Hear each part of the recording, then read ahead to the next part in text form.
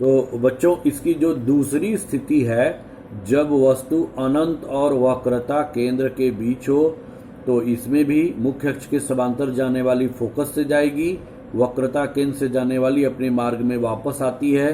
तो इसका प्रतिबिंब C और F के बीच बनता है। और ये इसकी भी प्रकृति क्या होगी? वास्तविक, उल्टा, छोटा, C और F के बीच।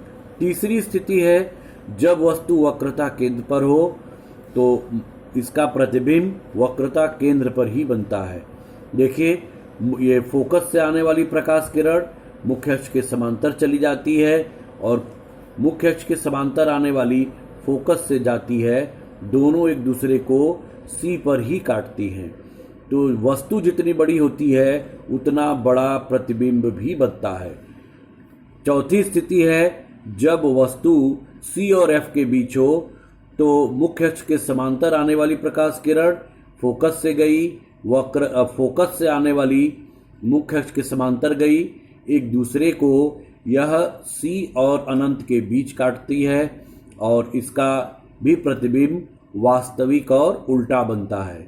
अगली स्थिति है और पांचवी स्थिति, जब वस्तु फोकस पर हो, तो मुख्य अक्ष के समांतर आने वाली फोकस से जाती है और वक्रता केंद्र से आने वाली अपने मार्ग में वापस चली जाती है। इसको आगे और पीछे बढ़ाने पर दोनों समानांतर किरणें जाती हैं। तो चूंकि हम लोग जानते हैं कि समानांतर लाइनें अनंत पर मिलती हैं, तो इसलिए इसका जो प्रतिबिंब बनेगा अनंत पर और बहुत बड़ा और वास्तविक बनेगा।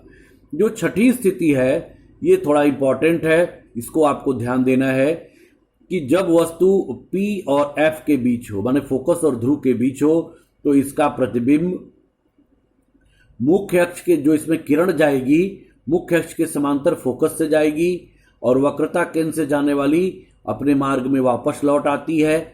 आगे बढ़ाने पर ये इनके बीच की दूरी बढ़ती जाती है, इसलिए इसको पीछे की ओर, दर्पण के पीछे की ओर बढ़ाते हैं। तो इसको डॉटेड लाइन से दिखाएंगे। तो ये एक दूसरे को दर्पण के पीछे मिलती है और इसका प्रतिबिंब आभासी और सीधा बनता है और वस्तु से बड़ा बनता है। ये अवतल दर्पण में केवल एक ही स्थिति है जिसको हम लोग आभासी यहां पर बनता है, से सभी स्थितियों में वास्तविक बनता है। स्टार्ट। तो बच्चों, अवतल दर्पण के प्रतिबिंब की स्थितियां समाप्त हो गई। अब ये हम लोगों को उत्तल दर्पण के प्रतिबिंब बनने की स्थिति केवल एक ही स्थिति है। और अगर उत्तल दर्पण के सामने वस्तु रखी गई है, माने अनंत और ध्रुव के बीच, तो इसमें वही नियम होगा जो 3 नियम हम पढ़े हैं। मुख्य अक्ष के समांतर जाने वाली फोकस से जाती हुई प्रतीत होती है और वक्रता केंद्र से आने वाली अपने मार्ग में वापस लौट जाती है। दोनों एक दूसरे को ध्रुव और फोकस के बीच काटती हैं। तो इसका जो प्रतिबिंब बनता है ध्रुव और फोकस के बीच, तो उत्तल दर्पण द्वारा जो प्रतिबिंब बनता है हमेशा आभासी, सीधा, छोटा व P और F के बीच बनता है।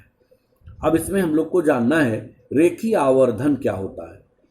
तो अगर ये वस्तु हमने यहाँ पे रखा है और इसका ये प्रतिबिंब यहाँ पे बन रहा है, तो रेखीय आवर्धन का जो परिभाषा होता है, प्रतिबिंब की लंबाई बटे वस्तु की लंबाई के अनुपात को रेखीय आवर्धन कहते हैं।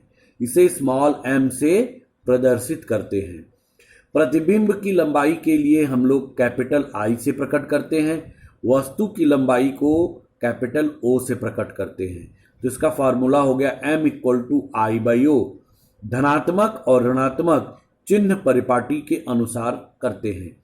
अब इसमें एक चीज और जो हमें जानना है कि U, V और F माने वस्तु की दूरी, प्रतिबिंब की दूरी और फोकस दूरी में क्या संबंध होता है।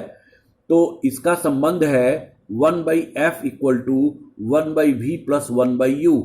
ये गोलीय दर्पण के फोकस दूरी, वस्तु की दूरी और प्रतिबिंब की दूरी के बीच का ये संबंध है। और ये दूसरा फार्मूला क्या है, फोकस दूरी बराबर वक्रता त्रिज्या बटे 2 होता है। मतलब यहां से अगर वक्रता केंद्र से ध्रुव की जितनी दूरी है इसके बीच में हमेशा फोकस होता है, आधी दूरी पर फोकस होता है। यहां पर मैंने v बाई यू भी लिखा है। तो रेखीय आवर्धन बराबर ये प्रतिबिंब की दूरी और ये वस्तु की दूरी।